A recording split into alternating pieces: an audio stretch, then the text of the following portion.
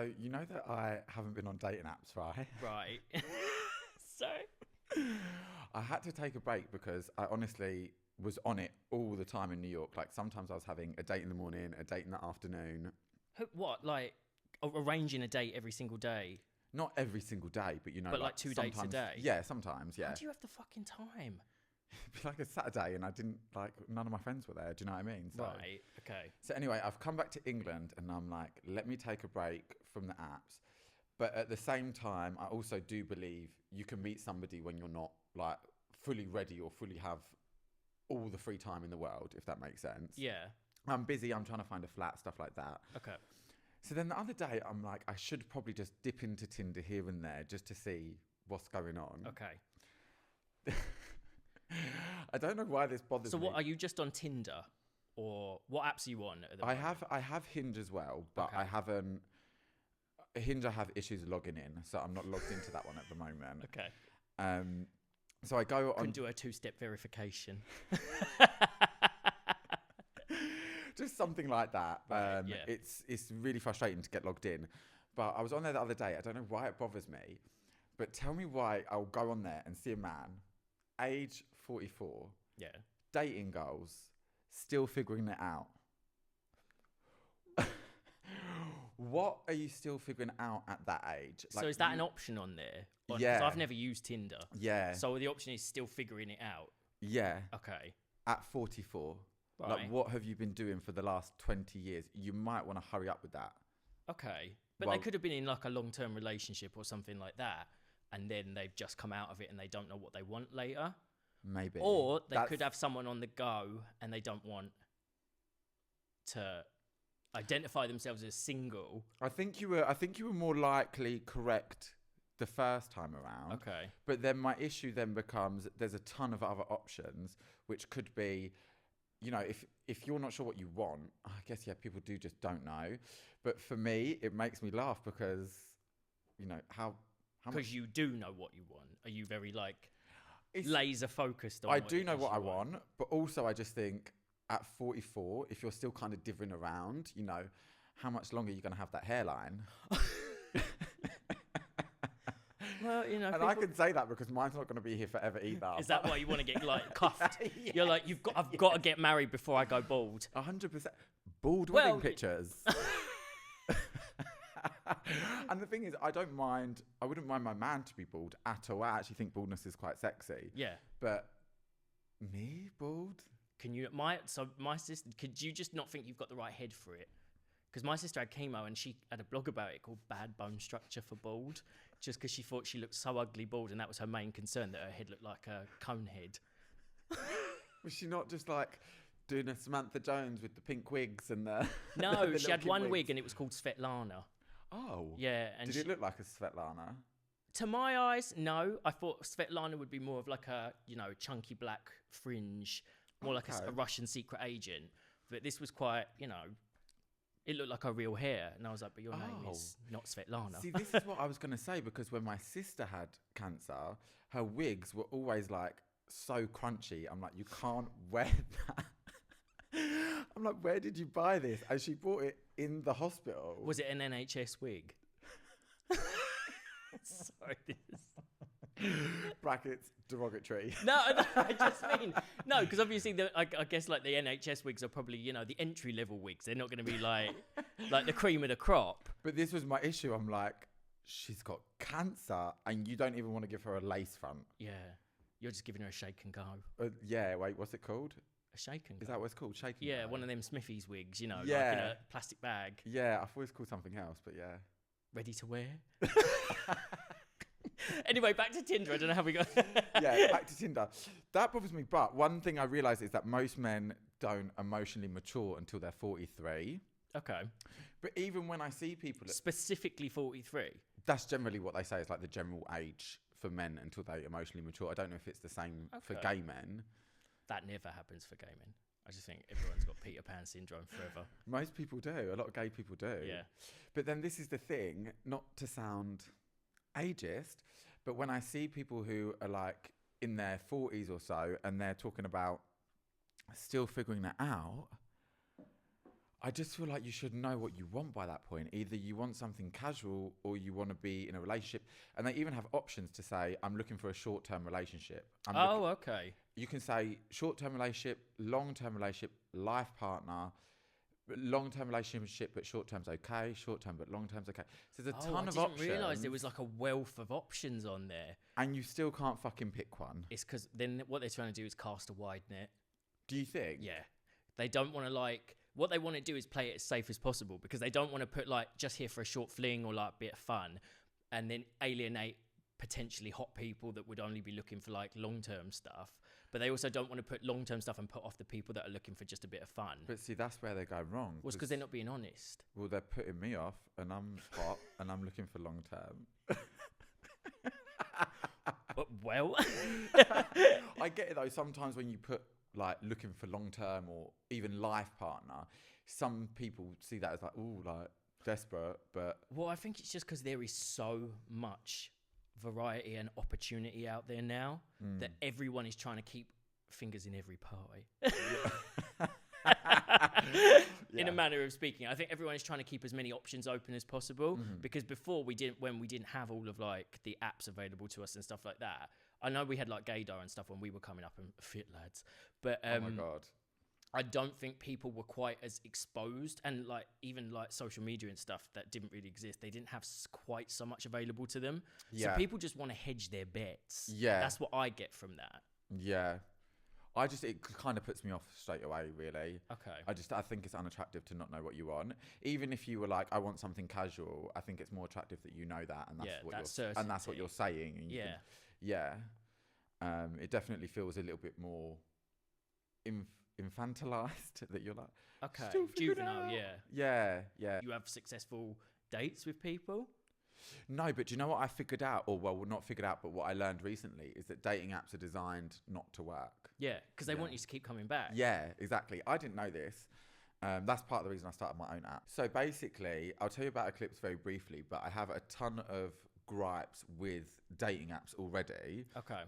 Firstly, the fact that they don't work is like a big, massive one. But the other things are, you know, when you start messaging somebody and then it's like, hey, how are you? Yeah, good. I call it a zombie chat. Yeah. Right? So zombie chat's just a dead-end conversation. It's not going anywhere. Hey, how's you? Good, how's you? What you up to? Not much you. But even that sometimes is generous. Sometimes it's, hey, how are you? Yeah, I'm good. Okay, so what the fuck now? Do you know what I mean? Think of like Azealia Banks, like, so what now? Yeah. That little cunty bob. Yeah. So like zombie chats, ghosting, all of these kind of things I'm trying to eliminate by creating Eclipse. Okay. And I've gone about it in a completely different way. So there's going to be, obviously I can't reveal too much because we're still in the process of building it, but there's going to be a way where like you're matched with an algorithm, so you're not actually initially judged on your photos first. Okay. But quick plug, guys, if you want to know more about that, you can go to eclipsedating.co.uk. Wow. Can I tell you something else that annoys me on Tinder? Sure. I'm on a roll. You know when like you scroll onto somebody, well you don't because you don't have it, and do you say you've never had it? I've never used Tinder. No. Ever? Never. It's like before your relationship, you were just a slut. Yeah. People who put in their profiles, follow me on Instagram, much better on there than here. Like, fuck off. I'm not following you on Instagram. I feel like A, it's engagement farming, and B, I don't need my Instagram to be full of like failed talking stages, because how often out of the people that you start talking to on Tinder do you end up even going to meet? Yeah, I used to have my Instagram attached to my Grindr because, you know, you can put your handle on there and click through. And I quickly learned that was a really bad idea because the people on Grindr tend to be very like aggressive. And so they would come through to my Instagram when I would feel like, oh, I don't want to talk to them anymore on Grindr. I'd forget that they were on my Instagram as well. So then I'd get a message from them like a week later being like, hey, you haven't been on the app for a while. I'd be like, who the fuck are you? And then realise it was the person that had like clicked through and started following me without me sort of realising who it was. Yeah, and see, I think having that link to Instagram on Grindr is fine for you because your profile is quite sexual. Yes. You are the lawyer who works at Disney. I just admire that she puts it all out there. Yeah. Well, for me, I prefer using Instagram to meet guys to hook up with. Partially. But I feel like it's easier for you because of the nature of your profile. Because it is a whore profile. Yes. Yeah, because it's a body profile, basically. Yeah, it screams use me. Okay. Well, yeah, fair enough. No, I actually really like your Instagram profile, your Instagram page, and I don't know if it's like because I know you. When I see people who are super like quite sexual on there, sometimes it can be quite cringy. So I don't know if it's because I know you, but it feels like yours is done with. I don't know if this is the right word, but like a bit of whimsy. Yeah, yeah. Because I know the thing is, I find it quite. I mean, obviously, I know I'm a part of it because there's a lot of people just flashing their everything on Instagram, and I do that, so I am part of the issue. But I try not to take it seriously because I'm like, I'm not doing rocket science here, and I'm also not like pretending that this is anything that deep. It's just to have a bit of fun and express like another side to me as well. Do you think it does tie in with like your validation and stuff? Of course it does. I mean, let's not pretend. Like I do enjoy. I think I have a little bit of an exhibitionist streak. I have a praise fetish, I guess, or like I enjoy that sort of validation from it. So that they all goes together. So when you post a picture where you think, yeah, I look really good, and people agree by either liking or commenting and stuff, then it does make you feel good, for better or worse. I'm not saying that's a healthy thing for me. Post one and it bombs. Well, I do think, what have I done? Like I need to. That's the thing. There is the downside to it. It's like the flip side, yeah. The same way when I used to do stand up, if a set went really well, I'd feel really elated and you feel really upbeat about yourself. And if it goes wrong, you think I'm not funny or something like that. Right. It's just about not putting all of your like worth into that interaction. As long as you know, like if it doesn't perform well, it's not a reflection of you. Exactly. And the thing is as well, because it's so like high turnover, the next one can just be a hit, whereas the previous one wasn't. But I do feel like it also gives me like, oh, the thong photo bombed. Tie me up in shawarma. Wait, what was it? Shawarma? Shibari. Tie me up in shawarma. I mean, that would be quite cool. Not the meat Eat wraps. my way out, yeah. Yeah. But yeah, I mean, it also is good for sort of self-advertising for people that you might like to hook up with. 100%. And it's I the like best way, I think. I think so, because you can also get a better idea of what a person is like, I think, from their Instagram. So if someone I fancy starts like liking my pictures and stuff and I give them a follow back, I can sort of do that like deep scroll where you go back and you're like, what did they look like 10 years ago and stuff like that. 10? Yeah, you could go back like 10 years if you wanted to. Yeah. But you also just get, you can see them interact with their friends and stuff a little bit more, even if it's just in the comments. So I feel like it's a better vetting process. Yeah. And there's less immediacy on this. So one of my big bugbears about Grindr is pushy people and that whole like now culture, which is fine if you are looking for now, but I tend to be a bit like, let me get the sort of measure of you. Yeah. And then we can maybe sort something out down the road. I get more like vetting people on Grindr because that's literally like no profile, maybe one or two pictures, barely any conversation. I feel like at least on Tinder you've got profiles and stuff like that. Okay. I get it as a vetting process, 100%. I do get that. But then I just also think I don't want you then like zoning in on tiny little things that like you are maybe going to self-sabotage something over because you've like been given the ick. It's a very like hypocritical thing for me to say because I've definitely gone on people's Instagrams and then got the ick and then been like, no. I was going to say, do you feel like that happens a lot with you?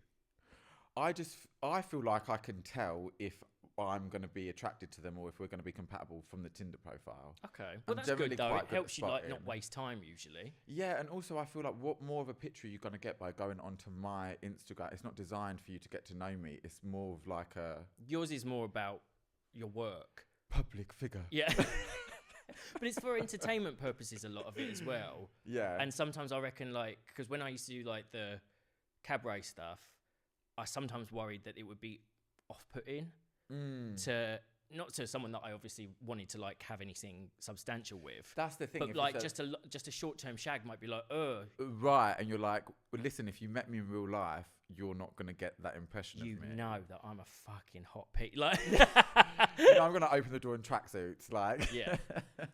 What are your like Grindr gripes?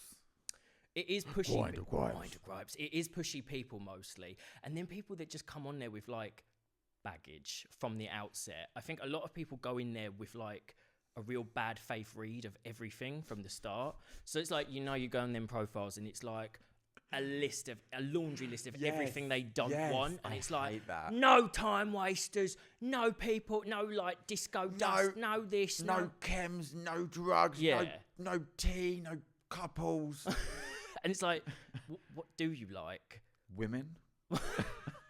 Or like but it just gives you like this really angry personality from the start, and I just think, because I just think then if you went to meet that person and you put one like toe out of line or something, did something they just didn't like, they'd be like, I don't like that, I think you should leave.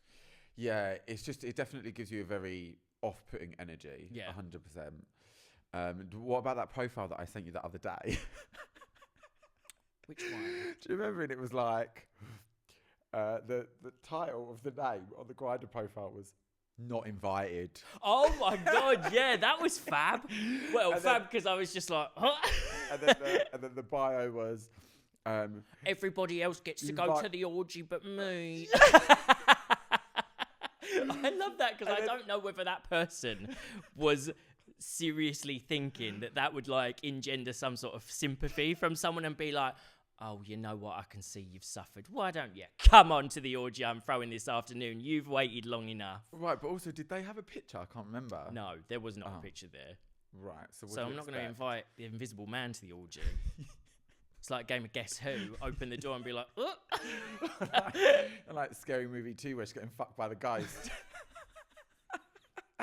But what made me laugh was that he was then messaging people going, bet you're invited to the party. Oh, yeah. I forgot you had a screenshot. Where did that come from? Have fun at the party. Bet you're invited. Not me. That is just that just smacks of someone bitterly sat at home with like a fag on the go being like, yeah, bet you're invited. Like going on probably the profiles of people that he thinks are like pretty and maybe have like rejected him in the past or something like that, or look like that person. Yeah. I don't know. That's that kind of angry energy I'm talking about. Also, for me, it kind of feels like maybe he has a little wound from school. Yeah. He was kind of the outcast, the little misfit kid. Or grew up, went to school with a very high opinion of himself, and then come into like a bit like little fish, big pond, and realised he's not getting the action that he thinks he's entitled to because of the way he grew up, or like the amount of like self-esteem he has about himself, that entitlement. Right. Maybe, and then that becomes bitterness. Maybe he's like a country bumpkin, thought it was all hot down in Scarsborough, and then Scarsborough. I don't even know where that is. Yeah, Scarborough. It is a place. Right. Where is it? By the sea. I think it's a seaside town. Yeah. Comes to London, all of a sudden. Ain't all that. You're skinny fat. Nobody wants. Just, it's the same, you know, like when someone from a small town in like the US goes to LA to try and make it as an actor. Yeah. And they realise they were the prettiest person in their school, but they're not the prettiest person in Los Angeles. Peaked in high school. Yeah, maybe it's that kind of energy. Yeah. But whatever it is, it's bitterness. Yeah. And I feel like there is a lot of that on Grindr, and that's another reason there is not quite so much of that on Instagram. I know Instagram is like a breeding ground for like insecurity, because you scroll through and you're like, oh, guess I better not eat tomorrow or something like that when you're looking at some 21-year-old's abs. But I don't think it projects as much. I'm just like, block, where are the snacks? Do you block people that just irritate you from sight? Yeah. I've done that, like, yeah. Show them. And also, if I already follow somebody, but I feel like it's too brutal to unfollow them and they're getting on my nerves, I just need one bad day. You're muted. You ain't never going to see a like of mine again. I reckon a lot of my friends have got me muted anyway, because some of them are like, I don't want to see your ass again. Like, one of my friends in New York actually messaged me and was like, I opened Instagram and it was just your big fat fucking ass twerking. And he said his co-worker looked over and just went, Matt. Matt. Oh. So I could understand if a lot of them had me muted. I wouldn't hold it against them. Yeah.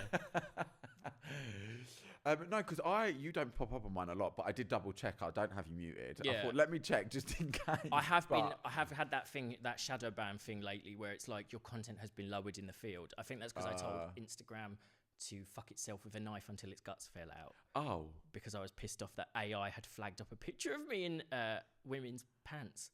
Oh. And was like, this is inappropriate. And I was like, how is it inappropriate for queer bodies to express themselves? This is censorship and homophobia. And then AI was like, we made a mistake and reinstated it. And I was like, good. That told you. You were like going off on a full rant and you've got a bollock hanging out and haven't even realised. Exactly.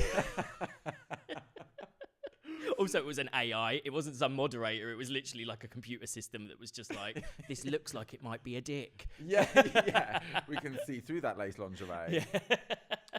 Do you have any other like hookup app gripes where you're just like, I would not go to meet somebody because of that? I go through waves with Grindr because my problem is it makes me compulsive. So I'm a bit of a people pleaser. So I feel like if I begin conversations with people, I have to continue them. I can't just let them die off sometimes. And obviously, every time you log in, you're going to get more new conversations start. So it becomes this like thing of me in the boat trying to pour the water out as more comes in from the holes. And I'm like, it just keeps coming. So it makes me really like... Did you just use a leaky hole metaphor? I did. Apt. Because after 7 days of consecutive fucking on Grindr, that's what it left me like. The Titanic. Yeah. Gaping and gushing. But yeah, that's the problem. It does encourage really compulsive behaviour with me. So like I've had times where I'll be like, I've talked to like 7 people, they're all hot, so I've got to fuck them all this week or the connection will go cold. So I get this like nervousness about it. Yeah. I get what you're saying, but I also just think I used to do that all the time. The thing I used to do was I'd get horny and then message people and I'd be like, yeah, meet me tomorrow. And then tomorrow would come and I'd be like... I get that when I'm on holiday. Do you get that when you're on holiday or like abroad and you start talking to people and obviously you're away, so maybe you're not able to like, I don't know, have a wank or something as freely, or it feels like there's a little bit of like a safety barrier between you and the people you're talking to. And then when you get home, they're like, oh, you're back now. Do you want to meet up? I'm like, who are you? Sorry, I thought you meant using Grindr when you're on a holiday. No. I was like, no, that's when I'll go and meet somebody immediately. That's another thing that Instagram is actually really good for, because obviously, like for traveling, I know, like on Grindr and stuff. No, can you on Grindr? On Scruff, you can do that thing where it's like gonna be in your city, so it'll make your profile pop up in the city that you're intending to go to. I think you can do that, and on you Grindr can sort now. of lay down like groundwork. Yes. But I found it's really helpful for like connecting with people in other countries. So like in Brazil, for instance, like I've met lots of really good guys via Instagram, like friends and hookups and stuff yeah, like that. I see them in your comments about ja. Or KKK. Coolio.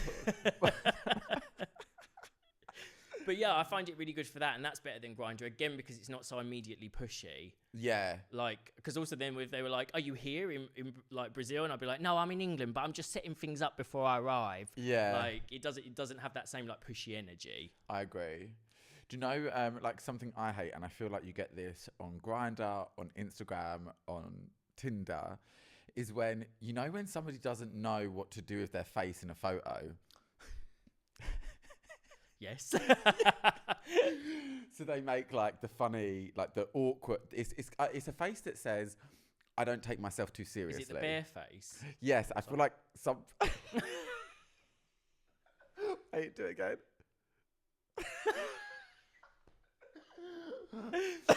I have noticed myself occasionally doing that and then just being like, "Woo, no." The one I think of, have you seen the one where people do it with their eyebrows and they're like, they're like, that makes me think of like MySpace, like 2010 the or something. room service. Yeah. Or the one I saw the other, I mean, I have a thing about open mouth gaze anyway, where they're like, what? Open mouth gaze? Yeah, in pictures they go like, yeah. Yeah, they're like kooky or something. They're having a lot of fun. Yeah. I saw one the other day, but it was like shock eyes, but then open mouth. So it was. It was.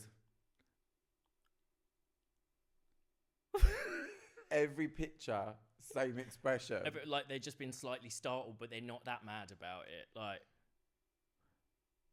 It's just they don't know what to do with their face. Yeah. But that's again another thing where if your facial expression is the same in every picture. Yeah, I do find that a bit weird. That's why I try to break it up with like just pictures of my hole. Not on Tinder, you're not getting away with that. Yeah, true. Yeah, it's definitely kind of gives me like autistic vibes. What? Yeah. You're telling me you've got 7 pictures in a row and you haven't noticed that they all have the exact same kooky facial expression? I think it just says, I really don't know I don't know what to do with myself. And I'm nervous about it. So I've got one picture I've got this facial expression that someone told me was nice in one picture once. And I've just held on to it. It's like the people that have the same haircut for like 50 years. That person who told them that face suits them is going to hell. What do you mean? I just think it's not that difficult. Find your light. If you don't know how to find your light, put the light source behind your camera. Right. Light source behind the camera. It's not that difficult. Keep just a fairly, I don't know, you can definitely do something better than like. Maybe I think it tends to be people that maybe have like an insecurity about their profile or teeth or some element of their expression. Because I remember when I used to be very insecure about like something, I would sort of stick to a very specific pose in a picture that would sort of like try and obscure that thing as much as possible. So it could be that. Yeah, or they just could be really fucking bad at taking photos. Yeah. Is it an epidemic on Hinge? Yeah, absolutely. It's a modern epidemic. Have you ever been on Field? No, I thought that's straight people. So apparently that is straight people looking for like thirds. A third. Yeah. Oh, okay. But it's all like, so one of my friends is on it and keeps sending me screenshots. And it's all like amateur philosophy in most of the profiles. Like, oh, fuck off. I'm a philosophist. I read Nietzsche. I read Freud. I read this. Also enjoy being the third and a cuck if it comes to it. And I'm like, oh. So I'm well read, but a slag. But I do feel like polyamorous people can be like that sometimes. Like the feeling that they're a bit more highbrow? It's not even that. It's more just like a hippie energy. Okay. You know, yeah. Well, where they're like... you're more likely to have a bit of like a more open-minded approach to everything if you're... Yeah, they're like, why would I go to therapy when I can just read? Just add another person into my relationship to listen to my shit. Because my girlfriend's fucking sick of it. Yeah, that's what the third is for. She's like, tell Sarah, I've had enough, I'm having a bath. Yeah. Sarah's all excited. She's like, what hole are you going to put it in? He's like, your ear. So then anyway, when Jessica... I just really think it's sick how she degrades me sometimes. Sorry to put this on you, but like, you know, I know you came here to hook up, but we'll just get this out of the way first. Really pisses me off how she leaves tea bags in the sink. She sat there back in field like... Yeah. She's in the bathroom. Looking for right now. Where do you think they got the name Field from? Playing the field. Yeah, I guess. But it's spelled like F-E-E-L-D. Yeah. Have a field. I field you? Oh, no. Oh, no. Oh, you were thinking of like feel, as in like grope kind of thing, yeah. But I guess they're trying to make it have a double meaning. But then what does grinder mean? We're going to go and grind. What was that? I'm not quite sure what that voice was. But yeah, if someone had mentioned that to me initially, I'd be like, is it a skateboarding app? We're going to go and grind on things, like, before I knew what it was. I'd have thought it was like find a coffee shop for weed places. That's better than mine, skateboard. There is actually a cafe grind, isn't it? Yes. Well, now we've established that. No. Yes. No, the food's good there, you know. Oh, yeah, I've had brunch there actually. It's all right. They've got an app. Guys, thanks for listening or watching, whichever platform you're on, to another episode of Currently Untitled. Yeah, whatever we decide to call this in the near future. And if you want to follow us on social media, I'm at Gilet Slays. And I am at IamTomDop. So tell me, do you remember did you meet up with that guy who came over to us to ask your number when we were out last time? Not yet, actually. Did he message no. you? Yeah. Did he? We talked a little bit, as well. Okay. Yeah. Oh, that's interesting. Yeah.